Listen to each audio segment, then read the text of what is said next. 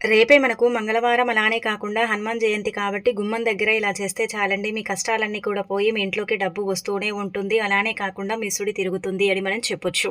కాబట్టి మర్చిపోకుండా గుమ్మం దగ్గర ఈ చిన్న పరిహారం చేసుకోండి. మంగళవారం కూడా ఉంది కాబట్టి అనేక రకాల సమస్యల నుంచి మీరు బయటపడాలంటే చిన్న పరిహారం తప్పకుండా పాటించాల్సింది అని మనకు పురాణ గ్రంథాల్లో చెప్పడం జరుగుతుందన్నమాట. అయితే రేపు హనుమాన్ జయంతి రోజున ఎలాంటి నియమాలను పాటించాలో తెలుసుకునే ముందు ఒక చిన్న రిక్వెస్ట్ అండి. వీడియోని పూర్తిగా చూడండి, నచ్చితే లైక్ చేయండి, కొత్తగా చూస్తున్నట్టయితే సబ్స్క్రైబ్ చేసుకోండి. ఇక ఆ తర్వాత ఏంటంటే రేపు మంగళవారంతో హనుమాన్ జయంతి కూడి రావటం చాలా విశేషం అనమాట.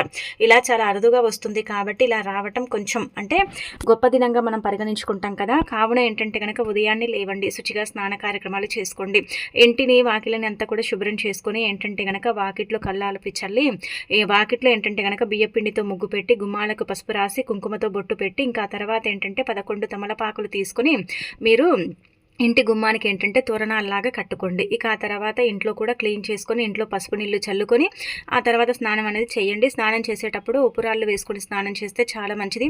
లేదంటే వేపాకులను వేసుకొని కూడా స్నానం చేయడం వల్ల ఫలితాలు ఉంటాయి. ఆ నీటి ద్వారా మనం తెలిసి తెలియక చేసిన తప్పులు పాపాలన్నీ కూడా పోతాయని చెప్పుకోదగ్గ విషయం కాబట్టి స్నానాన్ని ఈ విధంగా ఆచరించండి. స్నానం చేసిన తర్వాత స్వామివారికి ఆరెంజ్ రంగులో ఉండే బట్టలు ఇష్టం కాబట్టి ఆరెంజ్ రంగులో ఉండే బట్టలు అనేవి ధరించండి. అలా ధరించి ఎవరైతే ఆంజనేయ స్వామిని పూజిస్తారో వాళ్ళు కోరిన కోరికలన్నీ కూడా తీరిపోతాయండి. వాళ్ళు కోరిన కోరికలన్నీ కూడా నెరవేరటానికైతే అవకాశం ఉంటుంది. ఇలా బట్టలు ధరించిన తర్వాత ఇంట్లో ఆంజనేయ స్వామి చిత్రపటాన్ని క్లీన్ చేసుకోండి. ఇలా చేసేసిన తర్వాత పుష్పాలతో అంటే ఎర్రటి పుష్పాలతో ఎర్ర మందారాలతో కానీ లేదంటే ఎర్ర గన్నేరు పూలతో కానీ అలంకరించండి. అనంతరం వచ్చేసి తమలపాకులతో కూడా ఏంటంటే కనుక స్వామివారిని నిండుగా అలంకరించండి. ఎంత నిండుగా అలంకరిస్తే అంత మంచిదనమాట అండి. ఇలా నిండుగా అలంకరించిన తర్వాత దీపారాధన చేయండి. రేపు ప్రత్యేకించి ఏంటంటే కనుక నవధాన్యాలతో దీపం పెడితే మంచిదండి. నవధాన్యాలతో దీపం పెడితే ఏంటంటే గనక చెప్పాలంటే మనకు మంచి జరగటంతో పాటు జాతక దోషాలు, జాతక సమస్యలు, రాహుకేతు ప్రభావాలు, నవగ్రహాల ఏదైనా సరేనండి గ్రహస్థితి సరిగ్గా లేకపోతే అది కూడా సరిగ్గా ఉంటుందని చెప్పొచ్చు. మంచి ఫలితం ఉంటుంది. కాబట్టి ఒక తమలపాకుని తీసుకొని దాంట్లో ఏంటంటే కనుక దానిపైన నవధాన్యాలు పోసేసి ఆ తర్వాత దానిపైన ప్రమిదను పెట్టి నువ్వుల నూనెను కానీ ఆవునేతిని కానీ పోసి దీపారాధన చేయండి. దీపారాధన చేసిన తర్వాత 11 కానీ 21 కానీ 9 కానీ తమలపాకులు తీసుకొని జై శ్రీరామన్ రాసి స్వామివారికి సమర్పించండి. అనంతరం ఏంటంటే ముందుగానే పూజ చేసేటప్పుడు ఎరుపు రంగు అక్షంతలను మీరు సిద్ధం చేసుకుని పెట్టుకోండి. ఇక ఇలా దీపం పెట్టిన తర్వాత మీరు స్వామివారికి ఏంటంటే ఎంతో ప్రీతి అయిన అరటిపళ్ళు కానీ అలానే కాకుండా వడపప్పు పానకం నైవేద్యంగా పెట్టవచ్చు అనమాట. ఆ పాలు కూడా స్వామివారికి ఇష్టం కాబట్టి అవి కూడా పెట్టుకోవచ్చు. అలా పెట్టిన తర్వాత చక్కగా పూజ చేసుకోండి. ఓం హం హనుమతే నమః, ఓం హం హనుమతే నమః అంటే హనుమతే నమః అన్నట్టుగా ఏంటంటే కనుక సంకల్పం చెప్పుకోండి. ఓం హం హనుమతే నమః అని మంత్రాన్ని ఏంటంటే కనుక 11 సార్లు పఠించండి. అలా పఠించిన తర్వాత చివరిగా హారతిచ్చి ఆ ఎర్రటి అక్షంతల తలపైన వేసుకుని నమస్కారం చేసుకుంటే సరిపోతుంది. ఆ తర్వాత ఇంట్లో తులసి మొక్క దగ్గర కూడా పూజ చేసుకోండి. దగ్గరలో ఉండే ఆంజనేయ స్వామి ఆలయానికి వెళ్ళండి. ఆంజనేయ స్వామి ఆలయానికి వెళ్ళిన తర్వాత అక్కడ 11 ప్రదక్షిణలు చేయండి. అలా చేసి తమలపాకులను తీసుకుని ఏంటంటే కనుక దాని మీద కూడా అండి జై శ్రీరామన్ రాసేసి ఆంజనేయ స్వామికి సమర్పించండి. సరిపోతుంది. సింధూరం అంటే ఆంజనేయ స్వామికి ఇష్టం కాబట్టి సింధూరం కూడా సమర్పించండి. ప్రదక్షిణ చేసేసి గుళ్ళో కాసేపు కూర్చొని ఆంజనేయ స్వామిని పూజించుకోండి. భక్తి శ్రద్ధలతో పూజించిన వారికి ఆంజనేయ స్వామి యొక్క అనుగ్రహం కలిగి సకల సంపదలు చేకూరుతాయని పురాణ గ్రంథాల్లో చెప్పబడుతుంది. ఇక ఆ తర్వాత రేపు ఏంటంటే గుర్తుపెట్టుకోండి, ఉదయం కానీ సాయంత్రం కానీ ఇలా మీరు గుమ్మం దగ్గర ఈ చిన్న పరిహారం చేసుకోండి. ఇది ఎందుకు చేయాలండి అని మీకు సందేహం రావచ్చండి. మన ఇంట్లోకి ఏంటంటే కనుక మంచి రావాలన్నా చెడు రావాలన్నా మన గుమ్మం నుంచి వస్తుంది కదా. కాబట్టి మన గుమ్మం దగ్గర ఇలాంటి చిన్న చిన్న నియమాలు పాటించుకుంటే మనకు మంచి రిజల్ట్ ఉంటుందండి. మన ఇంట్లోకి ఏంటంటే కనుక చెడు రాకుండా మంచి మాత్రమే ఆకర్షించబడేలాగా ఏంటంటే కనుక గుమ్మము ప్రధాన పాత్రను పోషిస్తుందన్నమాట. గుమ్మం ఏంటంటే లక్ష్మీదేవి రూపంగా భావిస్తాం కాబట్టి గుమ్మం నుంచి మంచి మాత్రమే మన ఇంట్లోకి ఆకర్షించేలాగా చెడు అనేది రాకుండా ఉండటానికి పరిహారం పనిచేస్తుంది. కాబట్టి గుమ్మం దగ్గర ఉదయం కానీ సాయంత్రం కానీ మీ ఇష్టానికి తగ్గట్టుగా మీకు ఎప్పుడైతే వీలుంటుందో అప్పుడు కూడా మీరు చేయొచ్చు అనమాట అండి. ఇంట్లో ఏంటంటే కనుక మనశ్శాంతి కరువైపోతూ ఉంటుందండి. సుఖ సంతోషాలు ఉండవు. ఎప్పుడు చికాకులు, చిరాకులు, గొడవలు, ఇబ్బందులు, నష్టాలు, కష్టాలు, బాధలు, అలానే కాకుండా ఏంటంటే ఇంట్లో భార్యాభర్తలకు పడకపోవటం ఇదంతా కూడా జరుగుతూ ఉంటుంది కదండి. ఇంటి పరంగా ఏం సరిగ్గా ఉండదు. ఎప్పుడు చూసినా ఏదో ఒక బాధ అండి. ఒక సమస్య పోగానే ఇంకొక సమస్య కూడా వచ్చి పడుతూ ఉంటుందండి. ఎందుకు మా ఇల్లే మాకు ఇలా అంటే అనుకూలంగా లేకుండా పోయింది అన్నట్టుగా బాధపడతారు కదా. అలాంటి వాళ్ళకైతే ఈ పరిహారం మనకు చక్కగా పనిచేస్తుందని చెప్పొచ్చు. కాబట్టి ఒక మట్టి పాత్ర కానీ, లేదంటే గాజు పాత్ర కానీ, ప్లేట్ కానీ తీసుకొని అందులో ఒక గుప్పెడంత ఉప్పు పోసి, నిమ్మకాయని ఏంటంటే ఇక్కడ చూయించే విధంగా సగానికి కట్ చేసి, ఒక నిమ్మబద్దను అందులో పెట్టేసి, చిటికెడు కుంకుమ పసుపు పోసి, ఆ ఉప్పులో ఈ నిమ్మకాయని పెట్టి మీ గుమ్మం దగ్గరండి కుడివైపున కానీ, ఎడమవైపున కానీ పెట్టండి. ఇంట్లో నుంచి కూడా పెట్టుకోవచ్చు, బయట నుంచి కూడా పెట్టొచ్చు. రాత్రంతా ఉంచాలండి, రాత్రంతా పెట్టండి. అంటే ఒక రాత్రి మొత్తం అక్కడే గుమ్మం దగ్గర ఉండేలాగా చూసుకోండి. అలా పెట్టిన తర్వాత మరుసటి రోజు అదంతా కూడా కవర్లో పోసేసి ఎక్కడైతే పాడే నీళ్ళు ఉంటాయో అక్కడ పడేయొచ్చు. లేదంటే ఎవరు తొక్కని ఏదైనా ఒక చెట్టు మొదట్లో పడేస్తే సరిపోతుంది. రాత్రంతా గుమ్మం దగ్గర పెడతాం కాబట్టి మన ఇంట్లోకి ఏంటంటే కనుక వచ్చే చెడుని రాకుండా అడ్డుకుంటుంది. చెడు అనేది మన ఇంట్లోకి ఆకర్షించకుండా అడ్డుకోవటానికి అవకాశం అనేది ఉంటుంది. చాలా మంచి ఫలితాలను అయితే మీరే మీ కళ్ళతో చూస్తారండి, ఆశ్చర్యపోతారనమాట. అంత చక్కగా పనిచేసే పరిహారం కాబట్టి తప్పకుండా గుమ్మం దగ్గర ఏంటంటే రేపు మంగళవారం తిదివార నక్షత్రం బాగుంది కాబట్టి ఇది పాటించుకోండి, సరిపోతుంది. ఇది చేసిన తర్వాత మీరే రిజల్ట్ని చూసి ఆశ్చర్యపోతారని చెప్పొచ్చు. ఇక తర్వాత ఏంటంటే కనుక ఇది చేసిన తర్వాత ఇంట్లో ఖచ్చితంగా అండి చెయ్యక ముందు కానీ చేసిన తర్వాత కానీ ధూపం వేయండి. ఆ ధూపం ఎలా వేయండి అంటే కనుక 2 లవంగాలను కాల్చి ధూపం వేయండి. 2 లవంగాలను ఏంటంటే కనుక కర్పూర బిళ్ళలతో కాల్చి ఇంట్లో ధూపం వేస్తే ఇంకా మంచి ఫలితం అయితే ఉంటుందన్నమాట. ఇంట్లో ఈ విధంగా ధూపం వేయటం వల్ల అష్టదరిద్రాలు పోయి అష్టైశ్వర్యాలు సిద్ధిస్తాయని శాస్త్రాల్లో చెప్పడం జరుగుతుంది. ఈ విధంగా వేసుకోండి. ఇక అనంతరం వచ్చేసి రేపు ఇంట్లో ఏంటంటే కనుక నాన్ వెజ్ని వండి తినకండి. దానివల్ల ఏంటంటే కనుక చెడు జరుగుతుంది. కష్టాల అంటే కూబిలో పడిపోతాము. కష్టాలు మనమే కోరి తెచ్చుకున్న వారం అవుతాం కాబట్టి నాన్ వెజ్ని అవాయిడ్ చేయండి. ఎర్రకంది పప్పుని తింటే ఏంటంటే కనుక జీవితంలో అప్పులు పెరుగుతాయి. టమాటా కూరని తింటే ఏంటంటే కనుక జీవితంలో నష్టాలు ఏర్పడతాయి. పొట్లకాయని తినటం వల్ల ఏంటంటే కనుక జీవితాంతం మనం ఏంటంటే కనుక నరకం అనుభవిస్తూ ఉంటాము. ఈరోజు గుమ్మడికాయని కూడా తినకూడదు. గుమ్మడికాయ కూడా ఏంటంటే కనుక కష్టాలను తెచ్చి పెడుతుంది కాబట్టి ఈ కూరల్ని అసలు ఇంట్లో తినకూడదనమాట. ఇక అనంతరం వచ్చేసి లవంగాలతో ఇప్పుడు చెప్పుకుని చిన్న పరిహారం చేసుకోండి.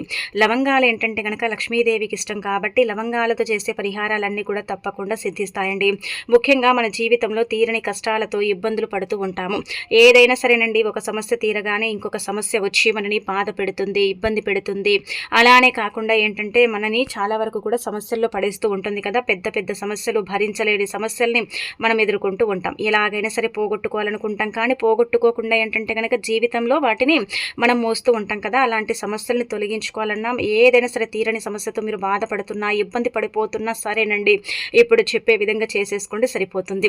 ఏం చేయండి అంటే కనుక ఒక 2 లవంగాలు తీసుకోండి, ఒక తమలపాకు తీసుకోండి, దాంట్లో కొద్దిగంత సింధూరం అంటే అర స్పూన్ అంత సింధూరం పోసేసి 2 లవంగాలు పెట్టి ఆ తర్వాత ఏంటంటే కనుక మీకుండే సమస్యలు ఎటువంటివైనా సరే చెప్పుకోండి. సమస్యలు చిన్నవా పెద్దవా అని పక్కన పెడితే మాత్రం సమస్యలు మాత్రం చెప్పుకోండి. అలా చెప్పిన తర్వాత ఏంటంటే కనుక ఇది తీసుకెళ్లి ఆంజనేయ స్వామి గుడి ప్రాంగణంలో వదిలేసి రండి. ఇలా చేయటం వల్ల సమస్యలు అనేవి మెల్లిమెల్లిగా పోతాయి. సమస్యల నుంచి మీరు బయటపడతారు. సమస్యలు అనేవి రాకుండా ఉండటానికి ఈ పరిహారం అనేది మీకు సిద్ధిస్తుందని శాస్త్రాల్లో చెప్పబడుతుంది. ఈ చిన్న పరిహారం ఏంటంటే కనుక మీ జీవితాన్ని మార్చేస్తుందని చెప్పొచ్చు. అంత చక్కగా ఉపయోగపడుతుందండి. లవంగాలు లక్ష్మీదేవికి ఇష్టం కాబట్టి సమస్యల్ని కూడా తొలగిస్తాయని శాస్త్రాల్లో వివరంగా చెప్పబడుతుందన్నమాట. అందుకే ఈ లవంగాల పరిహారం అనేది చెయ్యండి. ఇది ఒక రకంగా చెప్పాలంటే అప్పుని కూడా తీరుస్తుంది కాబట్టి ఇంకా ఆచరించుకోండి. లవంగాన్ని ఏంటంటే కనుక తమలపాకు మీద పెట్టండి, కింద పెట్టకండి. సింధూరం ఖచ్చితంగా తమలపాకులో పోసేసి లవంగాలు పెట్టి సమస్య చెప్పుకొని మనము ఇంకా ఆలయంలో వదిలేసి రావచ్చు. అంటే ఆలయంలో అంటే కొంచెం దూరం అండి, గుడికి కొంచెం దూరంగా అక్కడ పెట్టేసి ఇంకా నమస్కారం చేసుకుని మాకు మంచి జరగాలనుకుంటే మనకు మంచి జరుగుతుందన్నమాట.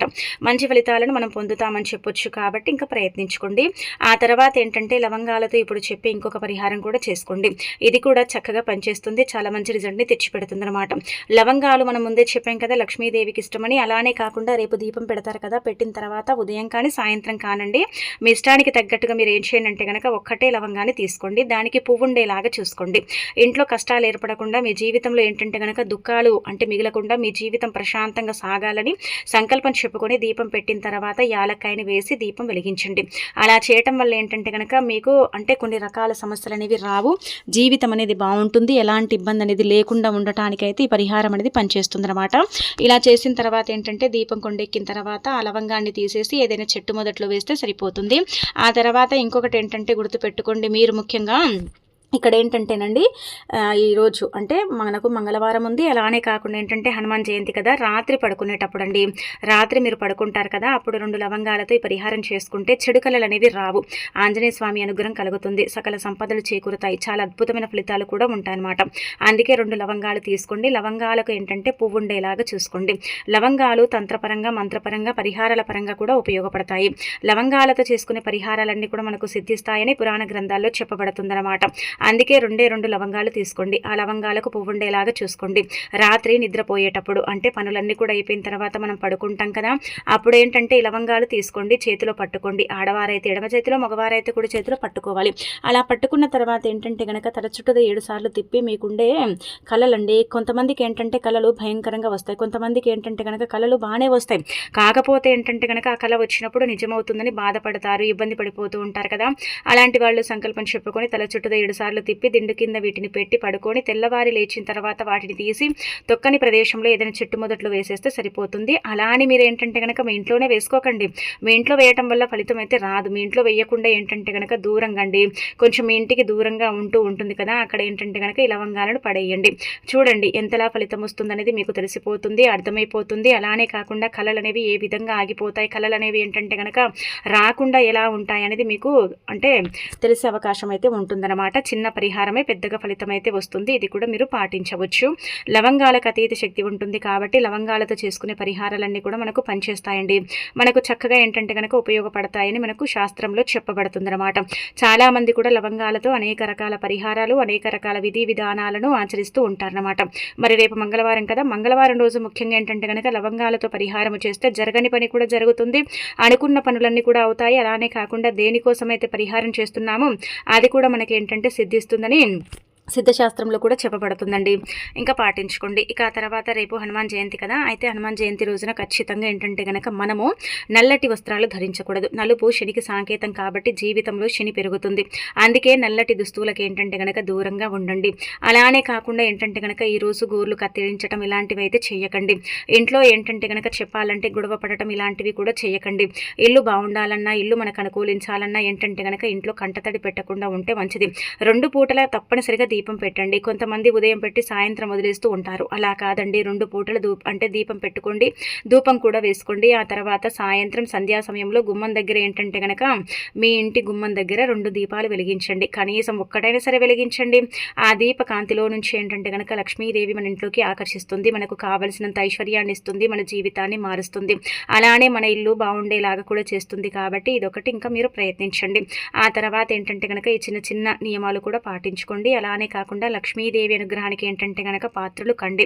ఆ తర్వాత ఇప్పుడు చెప్పే విధంగా ఇంకొక ఈ చిన్న పరిహారం చేయండి. అయితే రేపు మనకేంటంటే హనుమాన్ జయంతి కదండి, ఈ చెట్టుని మర్చిపోకుండా తాకండి. ఈ చెట్టుని తాకితే సర్వ పాపాలు పోతాయి, కోటి జన్మల పుణ్యం వస్తుంది, ధన ద్వారాలు తెచ్చుకొని ధనం కూడా వస్తుంది, ఐశ్వర్యం కూడా లభిస్తుందండి. బిచ్చగాడు సైతం ఏంటంటే గనక కుబేరుడవుతాడండి. అందుకే ఈ చెట్టుని తాకండి. ఈ చెట్టుని తాకటం వల్ల మంచి జరుగుతుందన్నమాట. పురాణాల ప్రకారం ఏంటంటే గనక ఎవరైతే మంగళవారం అంటే ఈ చెట్టుని తాకుతారో అలాంటి వాళ్లకు మంచి జరుగుతుంది.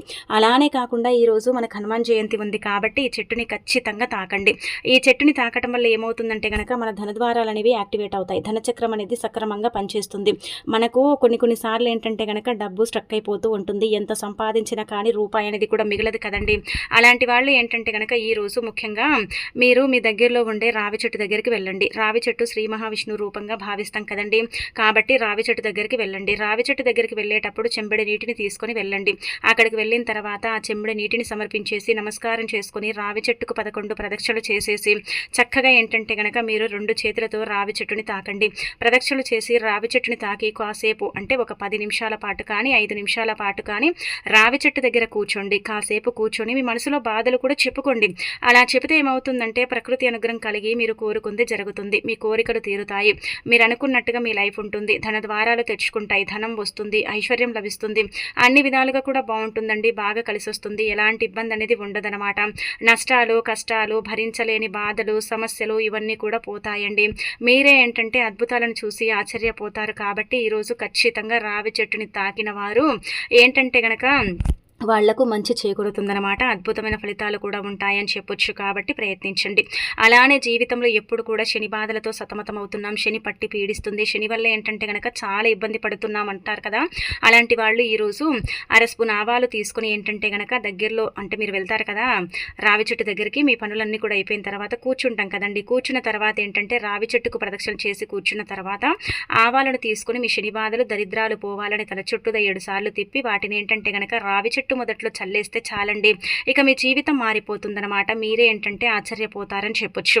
కాబట్టి వీలుంటే ఇది కూడా మీరు పాటించవచ్చు అనమాట. ఇది కూడా మీరు చేసేసి చక్కగా రిజల్ట్ అనేది పొందవచ్చు. దీని ద్వారా కూడా ఏంటంటే గనక శని బాధలు ఎంతో కొంత పోతాయి.